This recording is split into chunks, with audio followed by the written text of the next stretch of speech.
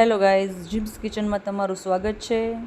આજે હું તમારા માટે લાવી છું ભરેલા બટેકાનું તદ્દન અલગ રીતથી બનાવેલું ચટાકેદાર અને સ્વાદિષ્ટ કાઠિયાવાડી શાક। તો ચલો આપણે શાક બનાવવાની શરૂઆત કરીએ। અહીંયા મેં બટેકા લીધેલા છે, જેને આપણે ભરીને બનાવવાના છે, જેને તમે નાની બટેકી પણ કહી શકો છો।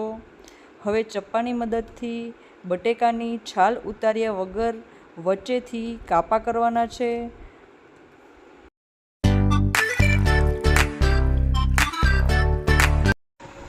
બધા જ બટેકાને મેં વચ્ચેથી કટ લગાવી અને સારી રીતે પાણીથી ધોઈ નાખ્યા છે। હવે આપણે શાકમાં નાખવા માટેની એક પેસ્ટ બનાવીશું। એક ખાંડણીમાં 8 થી 10 લસણની કળી લઈ બધા જ મસાલા હું વારાફરતી એડ કરી દઈશ। તેમાં મીઠું, મરચું, હળદર, ધાણા, જીરું વગેરેનો સમાવેશ થાય છે। એની સરસ મજાની મેં અહીંયા પેસ્ટ બનાવી લીધેલી છે। પેસ્ટને એક વાટકામાં કાઢી લઈશું।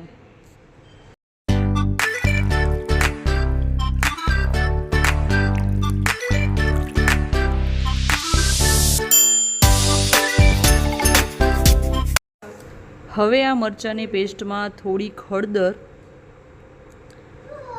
સ્વાદ અનુસાર થોડુંક મરચું જે નાખેલું હતું પણ થોડુંક મરચું ઉપરથી આપણે એડ કરવાનું છે। ત્યારબાદ થોડુંક મીઠું અને ધાણા જીરું નાખી અને અડધી ચમચી જેટલું તેલ આપણે એડ કરીશું।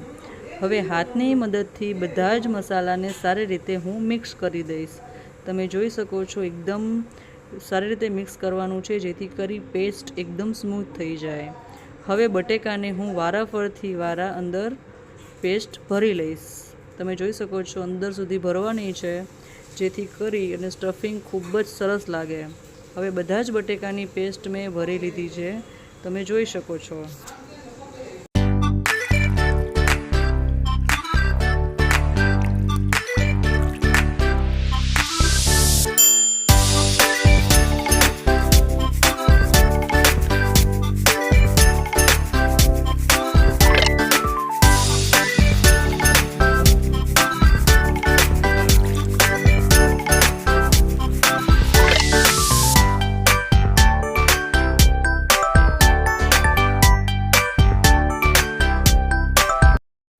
અહીંયા વધેલો મસાલો થોડોક મેં રાખી દીધેલો છે, જેથી કરી આપણે બટેકાનું શાક જ્યારે વઘારીએ ત્યારે તેમાં નાખવાનો રહેશે। અહીંયા મધ્યમ સાઇઝનું ટમેટું મેં ઝીણું ઝીણું સુધારી લીધેલું છે, તમે જોઈ શકો છો। આનાથી જ્યારે આપણે શાક બનાવશું ત્યારે શાકનો ટેસ્ટ ખૂબ જ સરસ આવશે।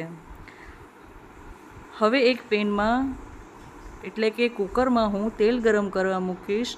તેલનું પ્રમાણ આપણે 3 થી 4 ચમચા જેટલું લેવાનું છે।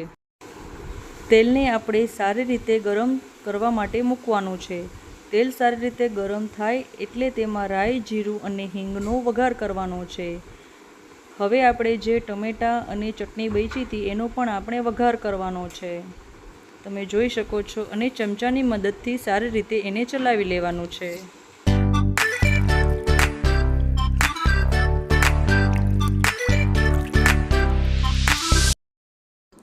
હવે આપણે બટેકા નાખી દીધેલા છે જે ભરેલા હતા તે, અને એમાં અડધો ગ્લાસ જેટલું પાણી છે તે ઉમેરી દેવાનું છે, અને 3 થી 4 જેટલી સીટી પડે તેનું આપણે રાહ જોવાનું છે।